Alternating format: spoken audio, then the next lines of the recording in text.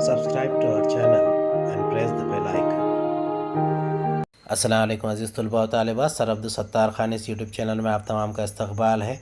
9th Urdu bridge course जमात नहम मज़मून उर्दू का bridge course है। Day 39 39वां दिन है। चलिए शुरुआत करते हैं। 39वां दिन सलाहियत तसव्वुरात इतलाक़ी तहरीरी महारत मकतूब निगारी। आओ मालूम करें प्यारे बच्चों, आज हम मकतूब निगारी के मुतालिक मालूमात हासिल करेंगे। ये एक ऐसी सरगर्मी है जो न सिर्फ मकतूब निगार बल्कि मकतूब एलिया की शख्सियत पर भी हल्की सी रोशनी डालती है। आओ अहलियत पैदा करें। ख़त को आधी मुलाक़ात कहा जाता है। ये पैगाम रसानी का अहम ज़रिया है। ख़ुतूत में लिखने वाले की ज़रूरियात, जज्बात व ख़यालात और इसकी ज़िंदगी के दीगर मसाइल बयान होते हैं। ख़ुतूत में लिखने वाले की शख्सियत झलकती है। ख़त लिखने वाला इतलात के अलावा अपने ख़यालात और एहसासात को बहुत खूबसूरत अंदाज में बयान कर दिया करता है। ख़त लिखने के इसी अंदाज ने जब फ़न का दर्जा हासिल किया तो ख़त को अदबी हैसियत हासिल हुई। दर्ज झैल के लिए मुआफ़िक़ लफ्ज़ का इंतख़ाब कीजिए। फ़िक़रा लफ्ज़ जवाब पैगाम रसानी का अहम ज़रिया।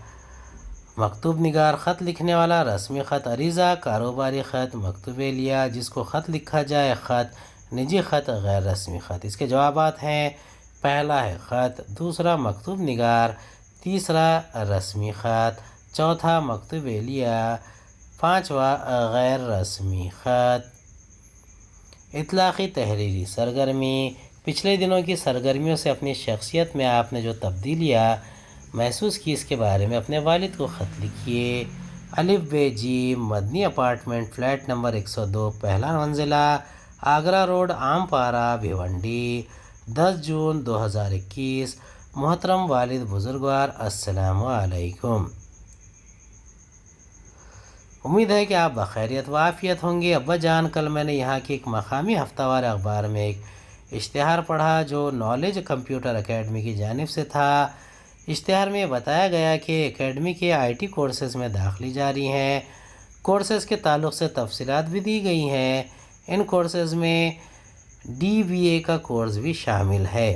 अब्बा जान, मैं वो कोर्स करना चाहता हूँ। अगर आप इजाज़त दें तो मैं इस कोर्स के लिए इदारे में दरख्वास्त रवाना कर दूँ। मेरे दो हम जमात को भी इस कोर्स में दिलचस्पी है, वो भी मेरे साथ दाखिला लेने के लिए राज़ी है। भाईजान से मैंने ज़िक्र किया तो उन्होंने कहा कि ये कोर्स मुस्तक़बिल की तालीम के लिए काफ़ी कारआमद रहेगा। मैं इदारे के नाज़िम से फ़ीस, वक्त, तातीलात, इम्तिहान और सनद से मुतालिक तफसीलात हासिल कर लूँगा।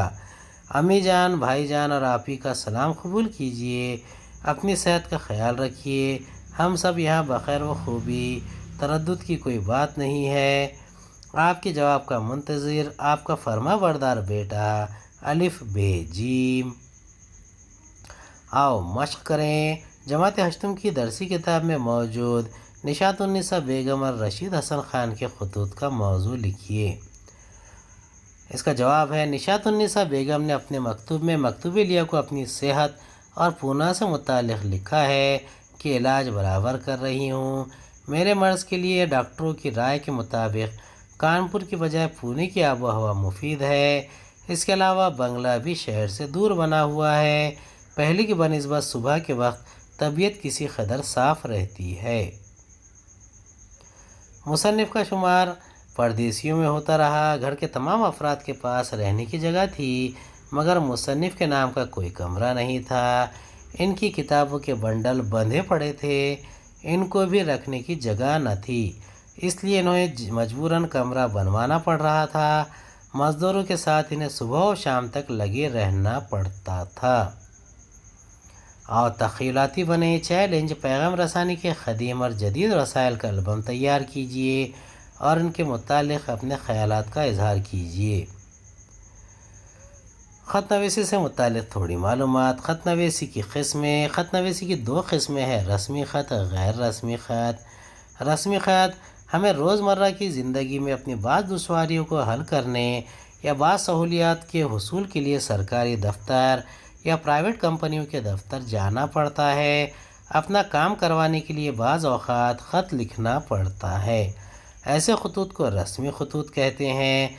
کبھی کبھی ہمیں کسی شخص کو بعض کاموں کے سلسلے میں خطوط لکھنے پڑتے ہیں، یہ بھی رسمی خطوط ہوتے ہیں۔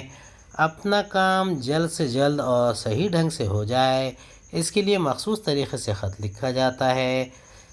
اس کا ایک مقررہ فارم ہوتا ہے۔ کام کی نوعیت کو اختصار کے ساتھ انتہائی واضح طور پر پیش کیا جاتا ہے۔ دوستوں یا رشتہ داروں کو لکھے جانے والے خطوط کی طرح ان میں بے تکلفی کا انداز نہیں ہوتا۔ رسمی خطوط کی درج ذیل قسمیں رائج ہیں: دعوت نامہ، شکریہ کا خط، تہنیتی خط، تفتیشی خط، معافی نامہ، طلب نامہ، شکایت نامہ، درخواست نامہ۔ رسمی خط لکھتے وقت درج ذیل باتوں کا خیال رکھنا چاہیے۔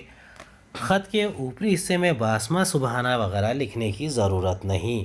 اپنی شناخت ظاہر کرنے والا متن، نشان وغیرہ نہ لکھیں۔ اگر سرگرمی نامے میں مکتوب نگار اور مکتوب اہلیہ کے پتے درج ہوں تو وہی لکھے جائیں۔ اگر پتے دیے ہوئے نہ ہوں تو فرضی پتے لکھیں۔ پتے کے نیچے تاریخ لکھیے۔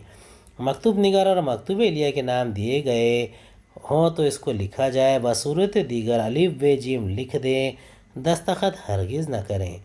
القاب کے بعد اگلی سطر میں موضوع لکھا جائے۔ حوالے کا ذکر کرنا ہو تو موضوع کے بعد کی سطر میں لکھیں۔